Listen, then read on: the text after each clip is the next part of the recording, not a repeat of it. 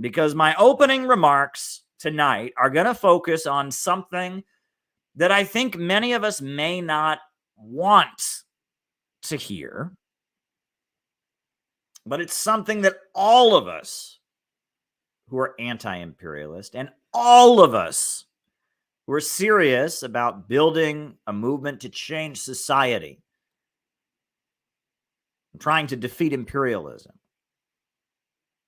It's a message that all of us need to hear. Not what we want to hear, what we need to hear. And that's how you can tell that I keep it real here. That's how you can tell that I'm an honest actor. If I was just on here grifting, I would tell you what you wanted to hear. I would never say anything that I thought wasn't going to get me likes and clicks and shares and all of that. And honestly, I don't expect that my opening remarks tonight are going to be very popular. I don't expect it's going to have people piling in. People aren't going to be tweeting this out and sharing it because it's just such a moving, important message. It's not something people generally like to hear. However,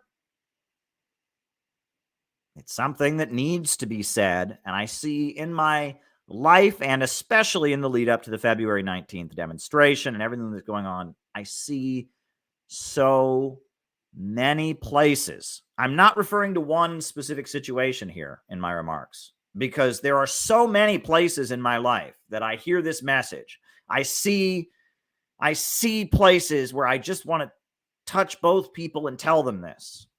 There's people over here I want to tell it to. There's people over here I want to tell it to. There's people over there I want to tell it to. There's people over here behind me I want to tell it to. It's everywhere.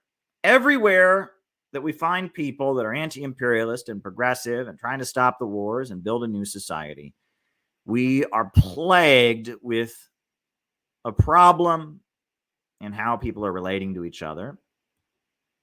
And there is a solution to that problem, and it's not a popular solution.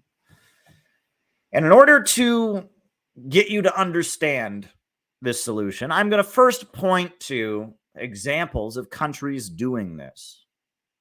Examples from the communist movement, historically, where this has happened. And it has been a great step forward. I don't know if people saw, but last week, the Communist Party of Vietnam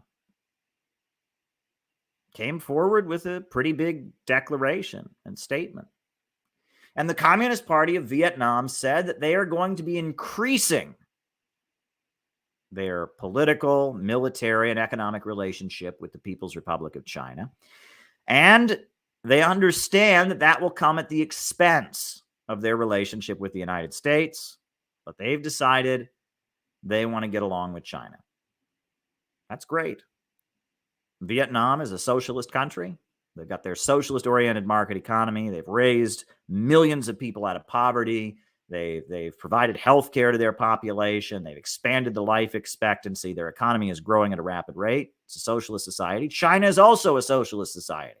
With the Communist Party in power, 5-year economic plans, building the fastest trains in the world, half the steel on Earth, the biggest telecommunications manufacturers. But why is it important that Vietnam made this declaration that they are going to work and get closer with China, and even if that comes at the cost of their relationship with the United States? Why is that a big deal? Well, it's a big deal because there's a lot of bad blood between China and Vietnam. And that bad blood didn't start with communism. That goes back thousands of years. There's wars of conquest by various Chinese dynasties. There's, genocides and crimes that have been committed. But more recently, as recently as 1978, there was something called the Kampuchea War. 1975, Vietnam had just won its independence. They had defeated the U.S. imperialists. They were getting help from the Soviet Union to rebuild their country. The USA promised to give reparations to Vietnam and never fulfilled the promise. There were landmines all over Vietnam. At least 4 to 5 million people had been killed by the United States with the bombings in Vietnam. The Vietnam War was horrendous. And finally, the Communist Party of Vietnam was in power. They changed the capital city of Saigon. They changed it to Ho Chi Minh City. in honor of Ho Chi Minh, the leader of the Vietnamese Communist Party. They started trying to rebuild their country. And then their neighbor, Cambodia, also had a communist revolution. However, the leader of the communists of Cambodia was a nut job named Pol Pot. And we now know that this leader of the communists of Cambodia was getting paid and funded by the United States. And he claimed he was an ultra-revolutionary. Pol Pot said that he was going to go directly to communism in Cambodia. He called it Democratic Kampuchea. He called it Year Zero. They got rid of all the money. They confiscated everyone's money and burned it. They forcibly depopulated the cities. And Pol Pot was this ultra-left extremist nut job. He said that even though Cambodia had barely had any industry and had mass illiteracy and was a deeply impoverished agrarian country, didn't matter. They could have full communism in Cambodia. And there were a lot of communists in Cambodia who said, hold up, no, this isn't Marxism. This is not how this works. And so Pol Pot and his allies started killing the communists in Cambodia who were saying, we're not going to go along with this insanity. So in response to that, Vietnam said, we've got to step in and protect our comrades from this ultra-leftist nut. Now, they didn't know at the time that Pol Pot was being backed by the United States. That was later revealed. But regardless, they intervened to try and aid their comrades in Cambodia. However, China was aligned with Pol Pot. Pol Pot called himself a Maoist communist. Pol Pot condemned the Soviet Union. And so, in response to Vietnam intervening in Cambodia to protect their comrades, China invaded Vietnam. And it was awful. It was a bloodbath. And thousands of communists died killing other communists. And many people have looked on and speculated that at the time, Deng Xiaoping was in power in China and he really wanted American investment. And many people wonder if that intervention was carried out in the hopes of impressing the United States and showing them that they were serious about opposing the Soviet Union and helping secure U.S. investment into China. The Carter administration was on the verge of establishing diplomatic relations with China, and people wonder if China did that to get the appeasement, the appreciation of the Carter administration. It was a disaster. And there was already a huge level of long-standing tension and rivalry and grudges between the Vietnamese people and the Chinese people. And then China's intervention in 1978, where, they invaded another socialist country, killed other communists. Other communists killed them. That was awful. Can you imagine what it would be like to be a Vietnamese communist, to have your brother or sister have died in the Chinese invasion? To say the Chinese, they claim to be communists, but they killed us. We'd just gotten our independence from America. And then they attacked us. Can you imagine? Can you imagine being a Chinese communist who had your relative or your cousin or your brother or sister killed in Vietnam?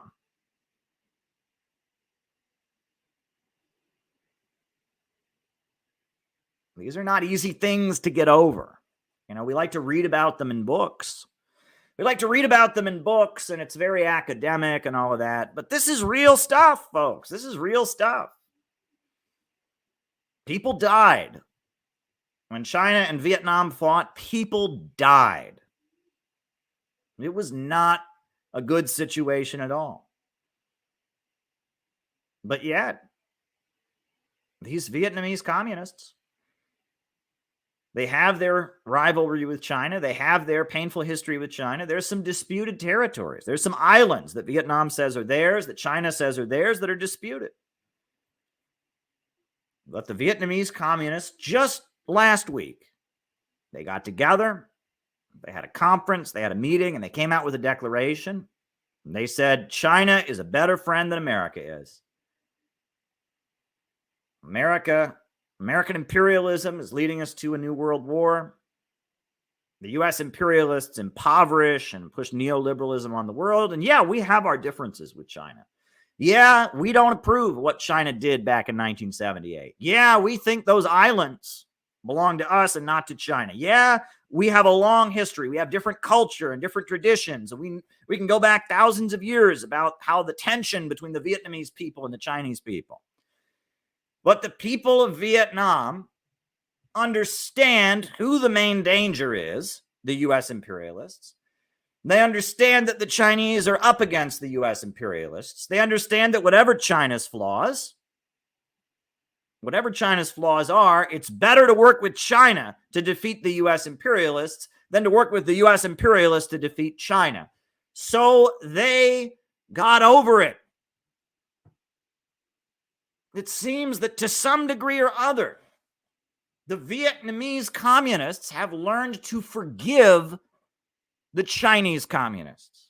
And the Chinese communists have learned to forgive the Vietnamese communists. And the pain is still there. And the differences are still there. And I'm sure if you ask a Chinese communist historian, their version of what happened in 1978 is very different than what I said here. And I'm sure if you ask a Vietnamese communist, their version of what happened in 1978, their version is going to be far more anti-China than anything I just said there. But they learned that for the greater good, it's necessary to get over their differences, to advance the global struggle of anti-imperialism, to advance the global struggle to raise people out of poverty, to advance the global struggle against degrowth and impoverishment, to advance the struggle against the instability that Wall Street is spreading around the world. The Vietnamese communists and the Chinese communists have put aside their differences. And that's a great thing, because that's what serious communists do. China could just say, fuck you, Vietnam. And Vietnam could just say, fuck you, China. And they would all be able to give you very justified reasons for doing so. They could probably list all kinds of things the other has done that have been unprincipled. Things that the other has done. But they learned that they understand that in order to defeat the U.S. imperialists, it's necessary. It's necessary to forgive and to learn to work together. This is important. This is important stuff. I'm going to give you a less recent example of this. This is a less recent example, but it's still pretty recent. Angola. You know Angola? Angola is an African country. It's in southern Africa, and it's got lots of oil. And until 1975, Angola was a colony of the Portuguese imperialists. It was a colony of Portugal. And in Angola, the communists formed the MPLA, the Movement for the Popular Liberation of Angola, MPLA. And the MPLA was a communist group that was fighting against the Portuguese for national liberation. Then in 1975, the fascist government of Portugal fell, and Portugal freed all of its colonies, and the MPLA came to power. However, even before that had happened, way back in 1970, there was a group of communists or anti-Portuguese fighters in Angola who did not like the MPLA. And it was largely a tribal ethnic difference. And they did not like the MPLA. And they were called UNITA, the Union for the Total Liberation of Angola.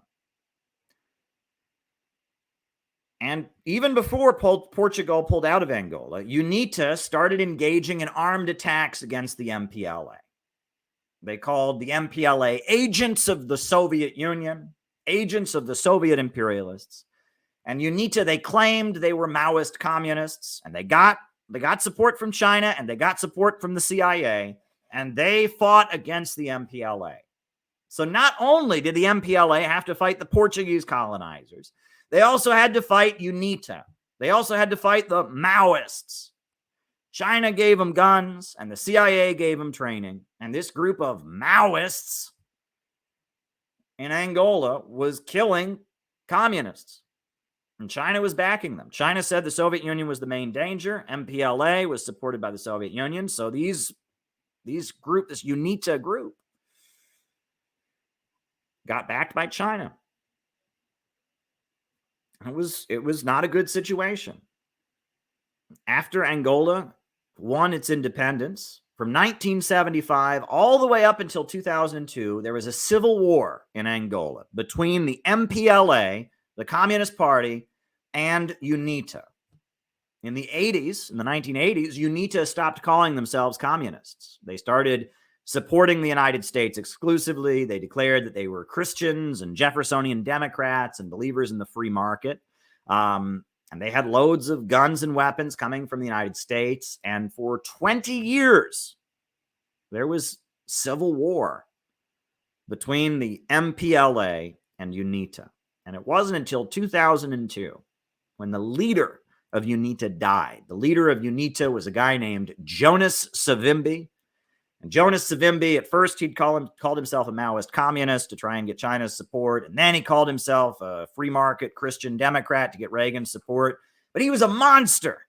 Jonas Savimbi was a monster. He was a literal cannibal. He ate people, right? Not only would he kill and torture communists, he ate people. He was a cannibal. So the government of Angola, the communists of Angola, had to fight against this crazy extremist group led by Jonas Savimbi, made up of literal cannibals that tortured people and practiced brutal satanic human sacrifice. It was an awful organization, UNITA. Finally, in 2002, Jonas Savimbi died, and UNITA signed a peace treaty, and the civil war came to an end.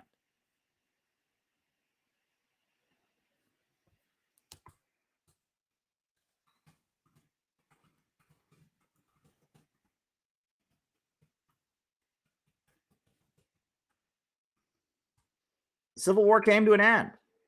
It was 2002. And what happened in 2002? The U.S. invaded Afghanistan. And then in 2003, the USA invaded Iraq.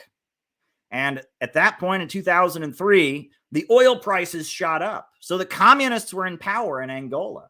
And they had a lot of oil. And the oil prices shot up. And so suddenly Angola had a lot of money coming in. And they needed foreign investment. And there were some American companies that invested in Angola, but they knew not to trust the U.S. imperialists. They knew not to trust the U.S. imperialists who'd been backing UNITA, who'd been keeping them colonized, etc. So who did Angola turn to? There was no more Soviet Union to support them. Who did Angola turn to help get development to build up Angola? China. The very country that had backed UNITA, they turned to. And you know what China did? In 2002, after the Civil War was over, when those oil prices were rising, and Angola needed a business partner, and China was looking to expand its international trade, and China was looking to expand oil, China apologized.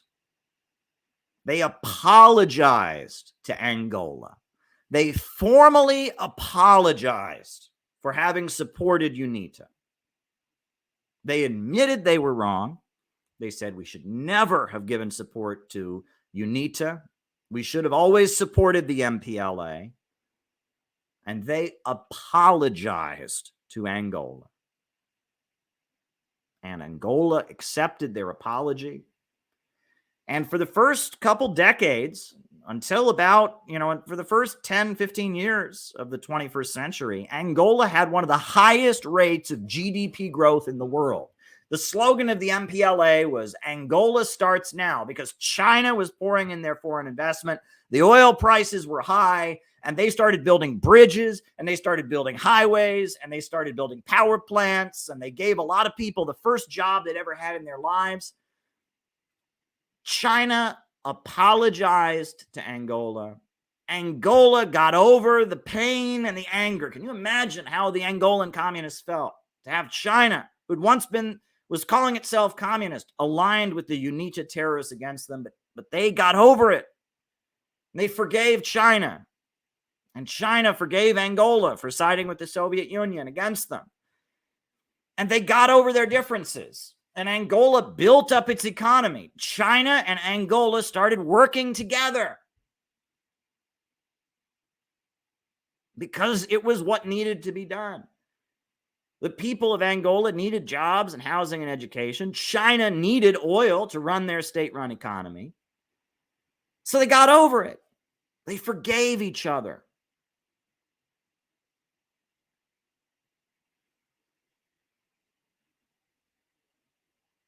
I can give you another example. This is an example. This is something that I directly experienced. This is something I will never forget. It had a huge impact on my political development. But you all know that I've spent a lot of time in the Islamic Republic of Iran. And the Islamic Republic of Iran is a revolutionary anti-imperialist government. It's an Islamic government, Shia Islam, led by the supreme leader, Ayatollah Sayyid Khamenei. They reject Marxism, but they call their system not capitalism, but Islam. They reject Marxism, but they consider themselves to be supporters of global anti-imperialist struggles. I spent a lot of time in Iran. 2014, 2015, I was going back and forth to Iran quite a bit. And I was a member of a communist group. When I was in Iran, I noticed that in Iran, they had these things called Basij councils, these like assemblies of the people that gather and enforce the will of the revolution. And I noticed that in Iran, they have 5-year economic plans, just like a socialist country. I noticed that in Iran, they have a pretty much state-run economy where, the banks and the major industries and the oil and the manufacturing are all run by the state. And based on that, I started to say, this idea that Iran is bourgeois nationalist and Cuba is socialist, there's this like big line between them. It's bourgeois nationalist anti-imperialism and socialist anti-imperialism. I was saying that's not exactly right. That, they don't believe in Marxism in Iran. They believe in Islamic anti-capitalism. But this is not, to say that Iran is just a capitalist country. It's very much a state-run economy. They have these revolutionary committees. The government, is very much at odds with the capitalists. It's more of a state-run economy than China is, really. And I wasn't agreeing with that. And of course, the communist group I was in was saying, no, that's blasphemy. Oh my God, how can you say that? No, Iran is a bourgeois nationalist regime. They killed the communists back in the 80s. And Iran is a bourgeois nationalist regime, and Cuba and China and Vietnam, those are socialist countries, but Vietnam but Iran is not in any way a socialist society, is a pure capitalism. All the anti-capitalist slogans, all the writings of the supreme leader of Iran condemning capitalism and calling for an economy that serves the people, all of that is just lies. The Ayatollahs live in palaces and get rich and exploit the people. No, it can't be that. And I was there in Iran and I saw a revolutionary country. And the people in my organization were saying something different. But do you know who agreed with me? I'll never forget this. I won't say his name out of respect for him and his privacy. There was an Iranian communist who agreed with me. There was an Iranian communist who lived in the United States who had fled Iran in the 1980s. And he agreed with me. And he said, yeah, you're right, Caleb, that Iran is like Venezuela. It's like Bolivia. It's like Nicaragua. It's an anti-capitalist, anti-imperialist society. You can't just call it bourgeois nationalist. And especially since the time of Ahmadinejad, Iran has moved in a revolutionary anti-capitalist direction. And it was this Iranian communist who frequently went back to Iran to visit his family. And he said, no, I was there in the 80s. And in the 80s, it was a little different. But at this point, Iran is very much a revolutionary anti-imperialist country. He agreed with me.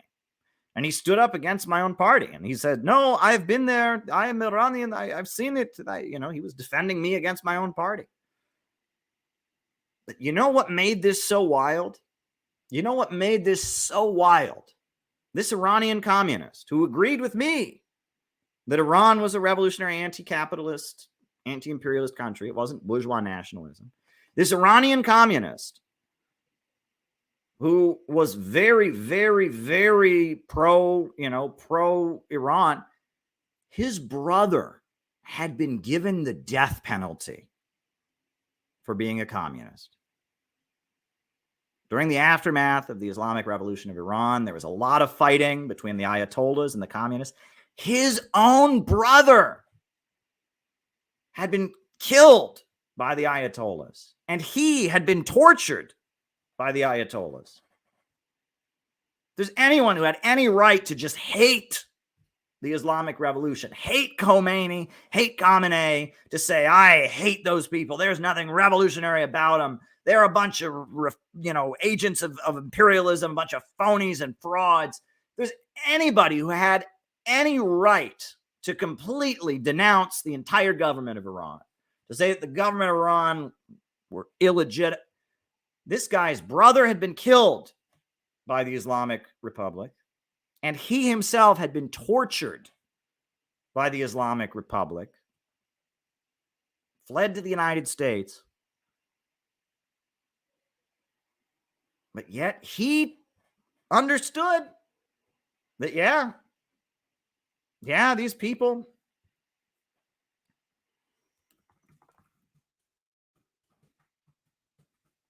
these people are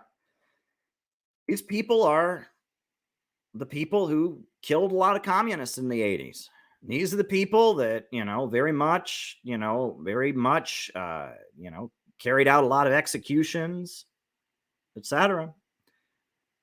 But right now, they're fighting the imperialists. They're arming the Palestinians. They have a good relationship with Venezuela, a good relationship with China, a good relationship with Russia, a good relationship with Cuba. And you know what? Yeah, the Islamic Republic played a very bad role in the 80s, he argued. But he said since the late 90s, and especially since the time of Ahmadinejad, the Islamic Republic has become a revolutionary anti-imperialist country. Can you imagine the strength, the emotional strength it must take to be able to say that a government, to support a regime that executed your brother, that tortured you, to not be just overwhelmed by all your pain and trauma and say, fuck them, fuck them. I hate the Islamic Republic. I hate the supreme leader. I hate Shia. But this guy, a communist atheist Iranian, he understood that the main danger to humanity was U.S. imperialism. And this guy is one of the most enthusiastic supporters of the Islamic Republic. He admires the Iranian government because he sees that they have moved in a good direction. Can you imagine the strength of character it would take to forgive the Islamic Republic of Iran, to forgive a government that murdered your brother, to forgive a government that tortured you, to forgive them? Because that's how committed you are to opposing U.S. imperialism. That's how much you understand who the main enemy of humanity is.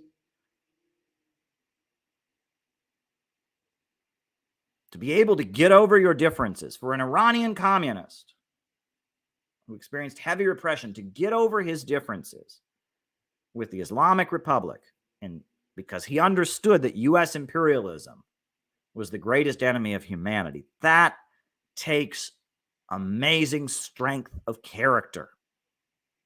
I know this isn't the sexiest message.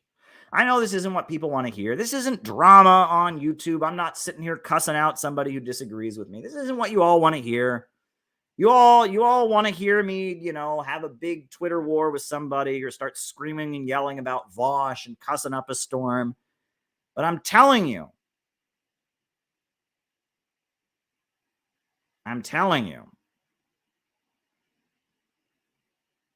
that serious revolutionaries know how to practice forgiveness. They know how to practice forgiveness.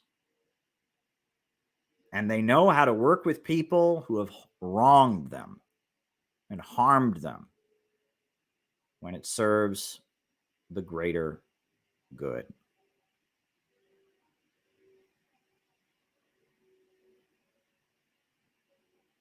Forgiveness is such an important thing. If you can learn to say, you know, I don't like Joe Bob.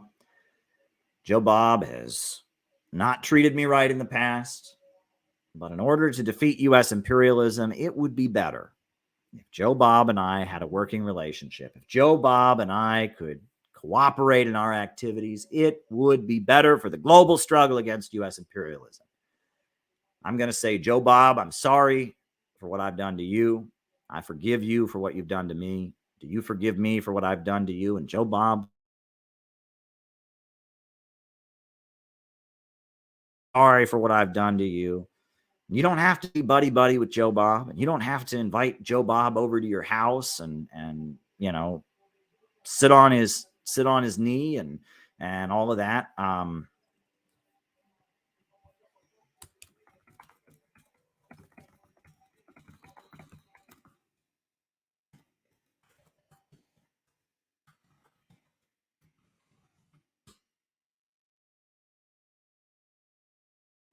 Learning to get over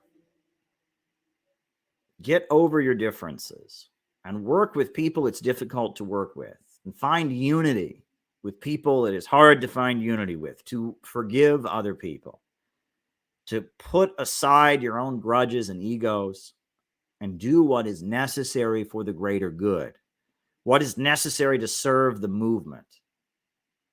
That is so valuable. And if you can learn to do that, you can be powerful. That will give you a level of power that your enemies can only dream of.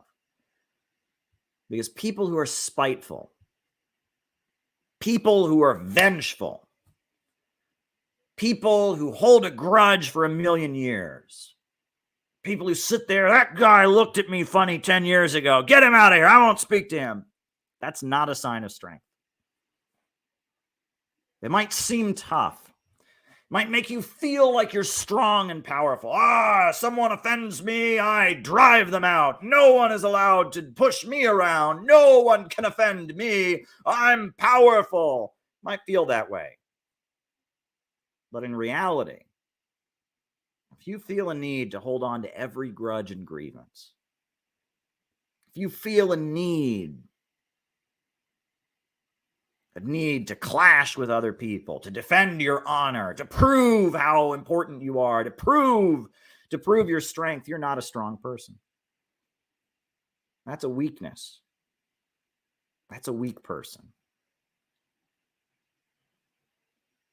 A strong person, a person with strength of character, can forgive. A person with strength of character can say, you know, I don't like you very much. I've not appreciated the way you've treated me in the past, but I'm going to let it go. And if it's necessary, I might even work with you again. That's strength of character. And it doesn't appear strong. When you're young, you think strength is the ability to take revenge on people. You think that strength is the ability to yell at people and punish other people. And that's not strength. Strength is the ability to do the opposite of that. And you know, I love one book I frequently reference. I've got my copy of it here somewhere. There's one book I frequently reference that actually makes this point. Because there's one political figure, if I can find the goddamn book. Where is? Oh, here it is. There's one great historical figure who actually knew this. Michael Parenti. I love it. One of my favorite books. The Assassination of Julius Caesar, A People's History of Ancient Rome.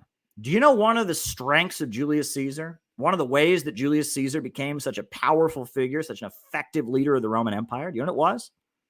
Forgiveness. Did you know that? I mean, it's bizarre, isn't it? It's strange. Isn't it bizarre?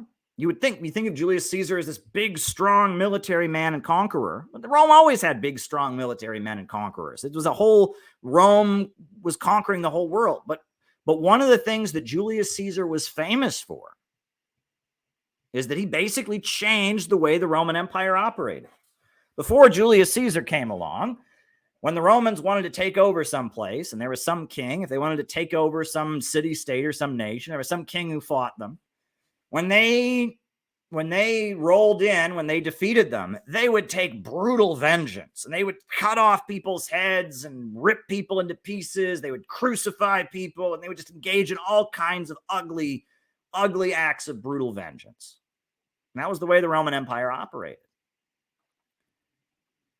But Julius Caesar,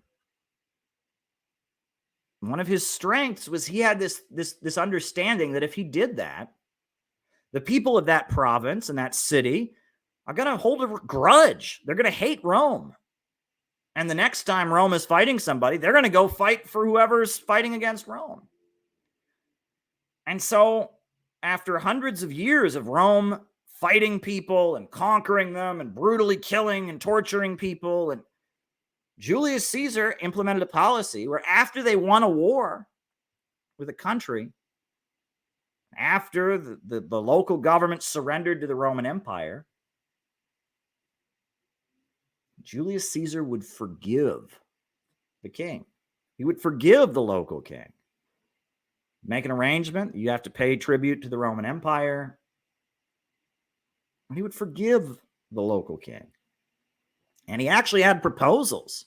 At the time of his death, he actually had the idea that Rome should start sending architects and construction workers to go and build infrastructure in some of these city-states. He wanted to send builders to the city-states throughout the empire to build up these city-states that they'd conquered. Because he realized that if he could create strong trading hubs, if the whole empire wasn't just centered around Rome, but if they could have a strong trading hub in Alexandria and a strong trading hub in Athens and a strong trading hub in Gaul, strong trading hub in Tripoli, if the Romans could have centers of prosperity and trade throughout their empire, if their empire could become multipolar, it would be more efficient and it would last longer. And so Julius Caesar, and this is very interesting, wasn't a communist. He wasn't a socialist. He wasn't a progressive. He was just a Bonapartist. But he was thinking long term. How can we preserve the Roman Empire? And he started pitching the idea of having the Roman Empire become multipolar. He wanted to give Roman citizenship to people in various city-states. He wanted to give Roman citizenship to some Greek city-states. He wanted to give it to some Italian city-states. And let them actually vote and let them elect their own, members of the Roman National Assembly. He was thinking long term. And that's why he was killed. Because the other wealthy Romans weren't going to have it. They wanted all the wealth and all the money to go to them. They wanted to get bigger slave plantations. They wanted more gold and jewels and slaves to come to them. Well, Julius Caesar was a military man. He was thinking long term. He was thinking, how can we make sure that our empire continues to grow richer? And this policy of vengeance and just tearing down all the rival city-states, it's not going to help our empire in the long term. In fact, we ought to do the opposite. After we conquer a place, not only should we just forgive the local leaders once we've subdued them, but we should actually invest in these places, build them up so that they get more prosperous and we get more prosperous, and our empire doesn't simply become centered around one city-state, but it becomes a lasting civilization network. This is what the Romans were talking about. Julius Caesar had a vision for making the Roman Empire more sustainable. He was thinking long-term in the interests of the Roman Empire. He wasn't an anti-imperialist. He wasn't doing it because he was a good guy. He was just thinking, I'm in charge of running this empire. I'm a great military leader. Now, how do I make my empire work better? This policy we have where we go someplace and we take brutal vengeance and torture and crucify everybody, not working out too well, because the next time we have a war, all the people who are still alive from there run over to the other place. But if we make friends with these people that we've conquered, if we can forgive them. And after we've defeated the military, we forgive them.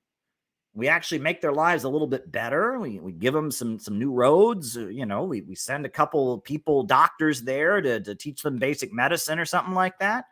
Why? Rome will be the world empire for a lot longer if we start operating this way. The strength of Julius Caesar. Read the book. Go read Julius Caesar's own writings. He writes about this in his own writing. Julius Caesar talks about this. Forgiveness. And he describes forgiveness not as an act of charity, like, oh, it's just such a good thing, right? If you forgive people, it's good, do the right thing. No, forgiveness is strategic. Forgiveness is a sign of strength. If you are strong enough to forgive your enemy, you are far more powerful than any vengeful and spiteful person could ever be. If you have the strength to forgive somebody, if you can be like Angola and say, China, we accept your apology, and accept China's foreign investment and start selling China oil. If you can be like the Vietnamese communists and say, China, we forgive you, and start cooperating with them, even though the U.S. imperialists want to collaborate with you against China.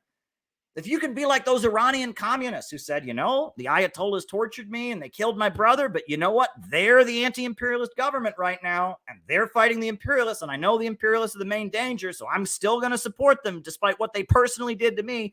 That is strength. That is power.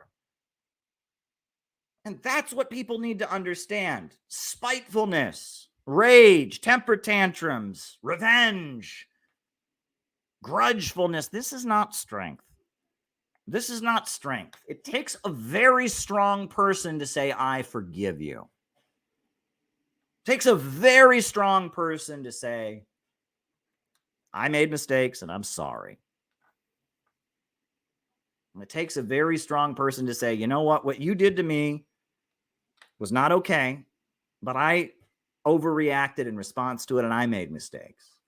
So please forgive me for how I acted in response to you. That wasn't correct. I mean, these are things that mature people say. These are things that people that get shit done. This is how they act. And I'll tell you, the other thing is sometimes forgiveness can just be for yourself. Because forgiveness, doesn't mean that you have to work with the person. That's not what it means, right? Angola works with China. Yeah, China and Vietnam work together. Yeah, there are anti-imperialist Iranian communists who defend the Islamic Republic. Yeah, that's true. They don't have to. You don't have to work with somebody to forgive them.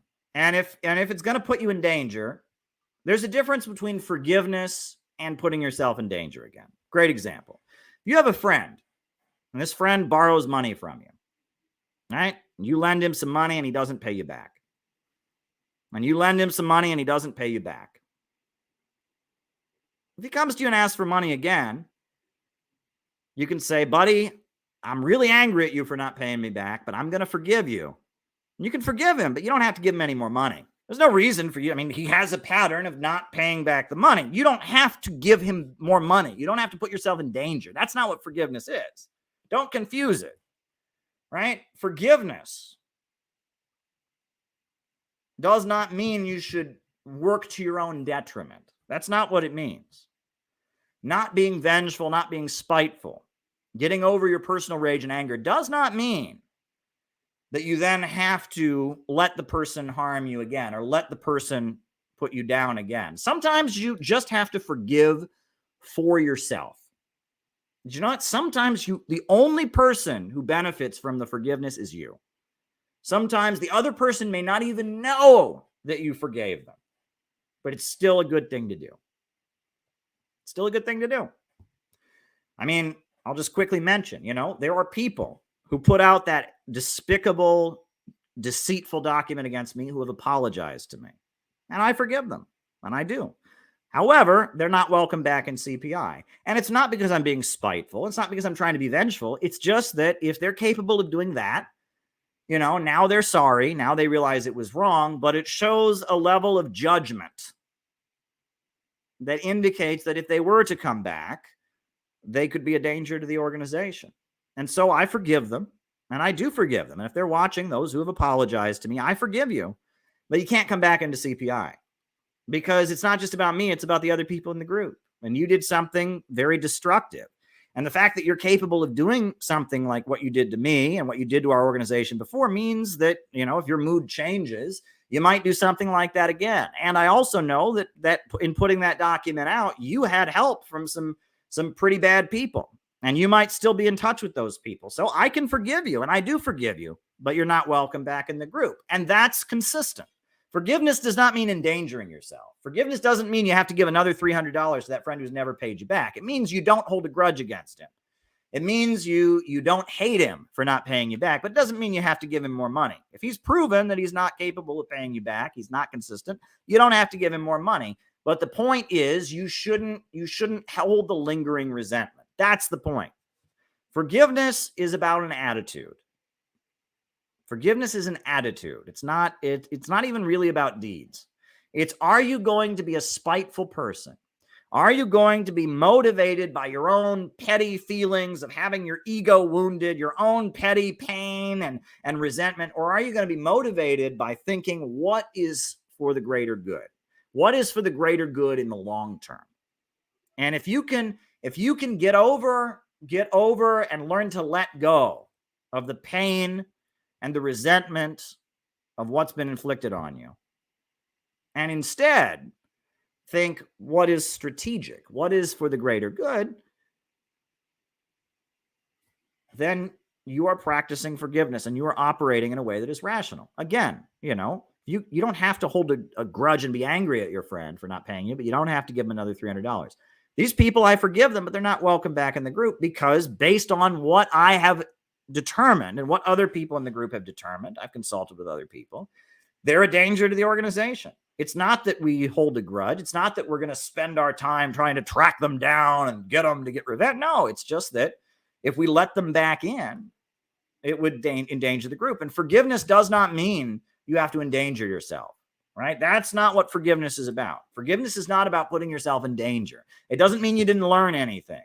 It doesn't mean you don't protect yourself and do what's best. It means that you do what's best. And you do what's logical, and you do what's strategic, and you put your own rage and hatred and resentment aside. That is what forgiveness means. And that's why forgiveness is beautiful, and that's why forgiveness is strength. I'm going to end this rant with a story from my own life. A story from my own life.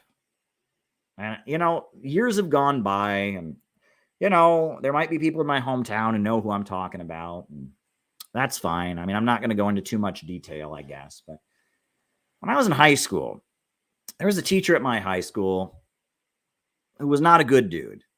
He was not a good dude. That's an understatement. He was a bully. Not a nice person. He would make fun of people. He tore people down. People used to joke. He would sit there in front of the class and he would make jokes at different students' expense. But if anyone made the slightest joke about him, he would just fly into an uncontrolled rage and start throwing things and yelling. There was one time I remember there was I forget what happened. They were talking in the hallway or something. And he gave the student a detention.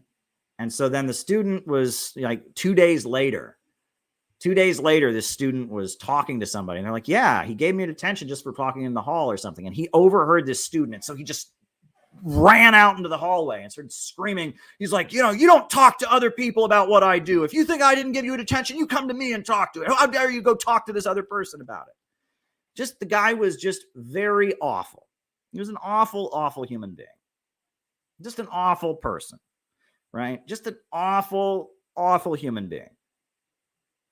Just a very, very, very, I don't know what the right word is, but, he very much enjoyed humiliating other people. He very much enjoyed, you know, kind of making fun at other people's expense, and nobody, there was no, it wasn't kind-hearted. He very much, anyone criticizing him in any conceivable way was unforgivable. A very, very awful teacher I had, and for years, like in my early 20s, I would fantasize about going back to my hometown and beating the hell out of this man with a baseball bat. I just hated this man. I hated this man. And I would think about it. And every so often, something would happen. Somebody would tell me a story from their own life or something. And I would get triggered and I would just start fantasizing that I was going to go find this man and take vengeance on him. Right. And think he probably doesn't even remember who I am. I'm just some kid who was in his class, and I'm going to find him and make him pay for all the people he's bullied and all the nasty things he's did. I was just fixating in rage. But, 4 or 5 years ago, I was listening to somebody. It was completely unrelated to any of this.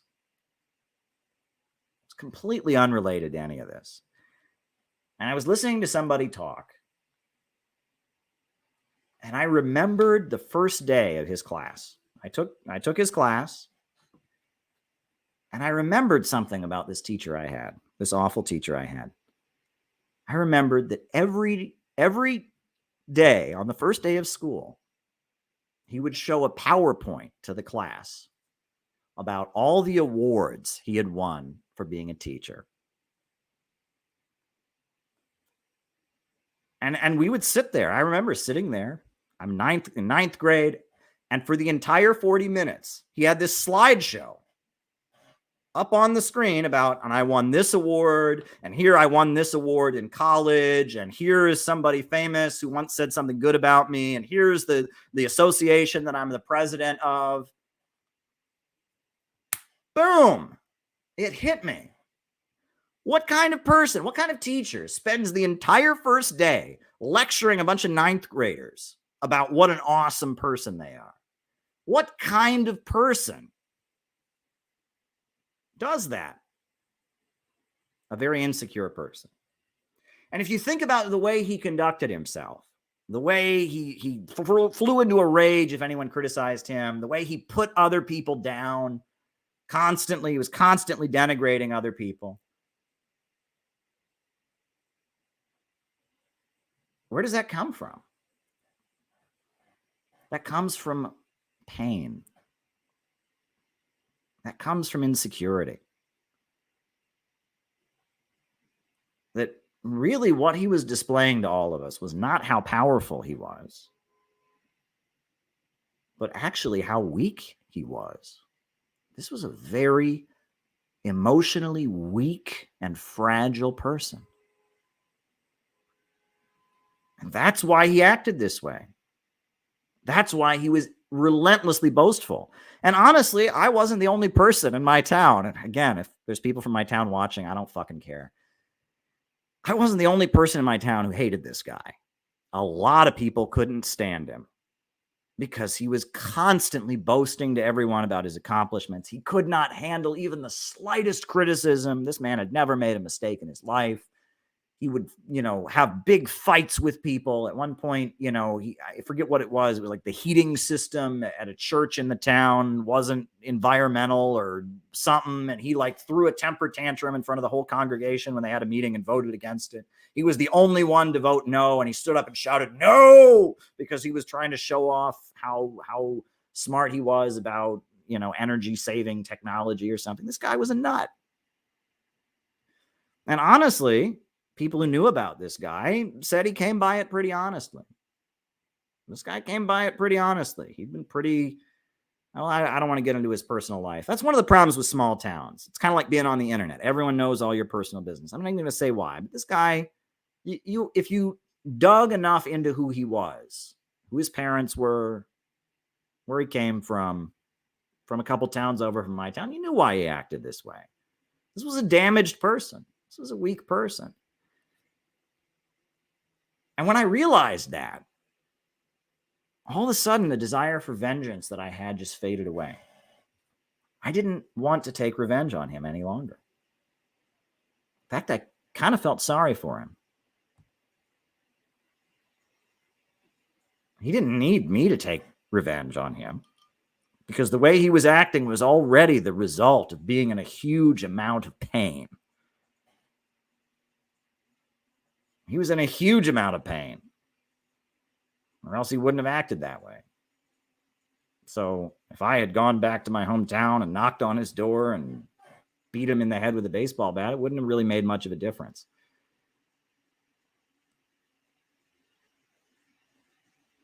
You know, this man was in so much pain already that that's the way he acted. And in fact, everyone could kind of see when you're a student, when you're a high school student, this is your teacher, you think this is a very powerful person. You think they're really powerful, but at the end of the day, teachers are not really that powerful. You know, there's teachers watching who can probably attest to that. When you're a kid, you think teachers are powerful. They're the adults, you're the kids. They can punish you, they can give you homework or whatever. But in reality, teachers are not that powerful. You know, teachers get kicked around a lot by society. They don't get paid enough. You know, the way parents complain about them, they don't get a chance to stick up for themselves. The administrators treat them like crap. You know, teachers, you know, it's good they have union protections, but teachers get kicked around, you know. So really, there was no desire, no reason for me to feel a desire for vengeance against this man. And actually, when I thought about it in this moment, I reflected and I realized, you know, he hadn't actually been that mean to me. He hadn't actually been that mean to me. Of all the mean, nasty, awful behaviors this man displayed, most of them were not, very few of them were ever directed toward me. But why did I have this desire for rage? Why was I so angry at this man? There were other people in my town who harmed me a lot more than this man did. This man, honestly, in terms of people who've done me wrong in my high school years, this man had actually, you know, he was pretty low on the list. Of all the people who had done me wrong, he was pretty low on the list. You know, wasn't great. There were a couple interactions that were nasty, but honestly, he hadn't hurt me that much. And so I thought, why have I fixated on this man for so many years? And then I realized something. I was actually mad at somebody else. There was somebody else that I was mad at, that this man was a stand-in for. The flaws of this man were a way to unleash and express the anger that I had at somebody else. And that was anger that I couldn't deal with. Anger I was trying to protect myself from. So in a way, the rage that I had at this man was not even necessary. The rage that I had at this man was actually unfair. It wasn't based on anything that he'd done. Yeah, this guy was an asshole. Yeah, he was a piece of shit. But honestly, the amount of hatred that I'd boiled against this man for years was not really about this man. It was about someone else in my life who had harmed me. And I had projected my rage onto this man because it was a safer outlet. It was easier to be mad at this man, a teacher, than it was to be mad at somebody else who was much closer to me. And that often we do that. Think about that. A lot of times, the people that you really hate, the people that you seethe with anger against, are not really who you're angry with. That's just who you're angry with on the surface. But if you look at why you're angry with them, why they upset you, there's somebody much closer in your life. Somebody much closer to you that displays the same behaviors, that annoys you in the same way, and you project the anger onto this person, on this other person, because it's safer. You know, great example. When there's a problem in a marriage or a dating relationship, right? When there's a problem in a marriage or a dating relationship, when a boyfriend and a girlfriend, or a girlfriend and a girlfriend, a boyfriend and a boyfriend, a husband and a wife, a partner and a partner are not getting along, often it manifests itself in one of the partners really hating the other partner's best friend. You know, it's very interesting, right? When a marriage isn't going well, when a dating relationship isn't going well, often what you'll find is the wife is like, my husband's best friend, that guy, I can't stand him. Well, actually, you're mad at your husband, but you see this best friend is bringing out your husband's negative traits, encouraging things about your husband that you do not like. You know, the husband will be there and he'll be like, my wife, she has this friend who's such a bitch, I can't stand her. Well, actually, you're actually mad at your wife about some of her attributes, and you don't like that her friend, you associate those attributes of your wife that make you angry with your wife's friend. This is called projection, and it's a very common thing. It's something we do to protect ourselves. You need to love your spouse. You need to love your children. You need to love your parents. You need to get along with your coworkers at work. You know, you need to maintain your friendship with your best friend. But in all of those relationships, things aren't perfect. Every married couple, there are things about each other that get on each other's nerves. Every kid has a million gripes against their parent. Every parent has a million gripes and complaints about their kid. But in order to be safe, what do? We learn to try and suppress our feelings of anger at those we need in our life, because that's how you maintain relationships. You learn to just kind of suppress your anger at certain people in your life. And it's important to do that, because, you know, if you're living with your parents, you're living with your kids, you're living with your wife and spouse, your best friend in the world is this. There's going to be things about all of those people that get on your nerves, but you subconsciously, for the sake of your mind, you learn to suppress them. And it's good to not be governed by your emotions. It's good to be able to do that. It's good to be able to say, you know, my wife, I love her to death, but there are certain things she does that annoy me. My husband, you know, I love him to death. There are certain things he does that annoys me. You know, my kid, my child, I love them to death, but I see this area where they could really improve. Kid says, my parent, you know, I love my parent so much, but, you know, there's things that they've done or ways that they act that I really don't appreciate. This is healthy. But it's important to be aware of it. And when these things take place at the subconscious level, you're not always aware of it. And if you don't acknowledge things, it doesn't make them go away. Things don't go away just because you don't recognize that they're there. Right? I mean, just because you say it's not happening, just because you say it's not there, doesn't mean it's not there. And in my case, the rage that I had at somebody, it came out in me being angry for years at this high school teacher I had. And so I think about, thank God that, you know, one of these days, you know, I didn't get on a Greyhound bus and go back to my hometown and beat the living hell out of this man. Thank goodness I didn't do that, because he wouldn't have deserved it. The guy was already in a huge amount of pain. And on top of that, the rage I had at this man wasn't about him. It was about somebody else. So thank goodness that my vengeful instincts, my anger didn't get the better of me. And I think about that kind of situation, and this is what people need to think about. Part of growing up is starting to understand your own feelings and your own emotions. Some people think being mature is just suppressing your emotions. No. Being mature is understanding your own emotions, understanding your own feelings, knowing where they came from, why you feel this way, why you're acting this way, why you want to feel this way. And when you can kind of step back and say, okay, I'm mad at Joe Bob because Joe Bob did this. And the reason this bothers me is because of this. But the best thing to do for me in the long term, the best thing to do for my community in the long term is to do this, even though what I really want to do is to do this. When you develop that ability to kind of step back and say, well, I'm feeling this way because of blank, and my emotions want me to do blank. But if I really strategically think about what is best in the long term, I really should do blank. That is a level of maturity that is very, very powerful. So I hope you all got something out of this opening message. Like I said, I know it's not what you want to hear. I know, this isn't exciting. This isn't a beautiful, fiery, emotional presentation. This is actually quite, what's the term? Cold. This is actually quite calculated. I'm urging you to get over your emotions. I'm urging you to look into your emotions and understand where they came from. I'm urging you to look past your emotions for the greater good.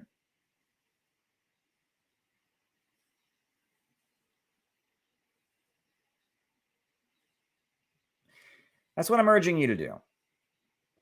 Because I can think of, and if there's somebody who's watching this right now and thinks this is referring to a situation involving you, it ain't. Because there's about 16 people in my life who need this speech, including me, right? I need this speech. I need this speech as well.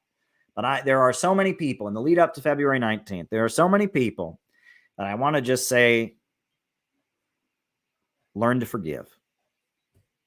I know so-and-so bothered you. I know so-and-so harmed you. You need to learn to forgive. I know this person said something to you. I know this person disrespected you. I don't even know the details about it. Learn to forgive. You'll be better off if you forgive. I'll be better off if you forgive. The whole anti-imperialist movement will be better off if we focus on the main danger, which is U.S. imperialism. If we focus on the main danger, which is a new world war, if we focus on the main danger, which is the synthetic left trying to do everything they can to stop this rally, and we don't focus on individual gripes and grievances, we don't focus on what happened in the past, we don't focus on rehashing pains, we don't focus on ways that people have disappointed us and let us down, we don't focus on ways that others are not what we hope they would be. We don't focus on ways that we didn't get what we wanted. We don't focus on ways that people disregarded our needs or looked down their nose at us. We don't focus on ways that people acted selfishly and disregarded our needs, but we rather focus on how can we stop the danger of a new world war? How can we build a movement of people who trust each other and can depend on each other and can accomplish something together? How can we do that? How can we do that? Because that is what we need to be doing. And I will end my opening remarks by saying this. We are in a different business.